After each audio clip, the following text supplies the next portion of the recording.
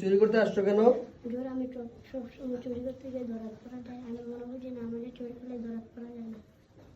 তুমি সবসময় অন্য জায়গায় চুরি করলে ধরা পড়ে যাও, এখন নামাজে চুরি করলে তোমাকে ধরবে না এটা ভাইবা তুমি আমার পকেট থেকে মোবাইল চুরি করে নিয়ে গেছো, এটা ভুয়া কথা। নামাজরত অবস্থায় চোর ধরা যায় না, নামাজ ভেঙ্গে, এটা ভুয়া কথা। প্রয়োজনীয় জিনিস, মূল্যবান জিনিস যেমন মোবাইল, মানি ব্যাগ এবং কি অন্যান্য দামি জুতা, প্রয়োজনীয় মূল্যবান জিনিস, এগুলো নামাজ ছেড়েও ধরা যাবে। মূল্যবান জিনিস যখন নামাজরত অবস্থায় কেউ চুরি করে নিয়ে যাবে তখন এটা নামাজ ছেড়েও ধরা যাবে, আর সে কিন্তু চোর না।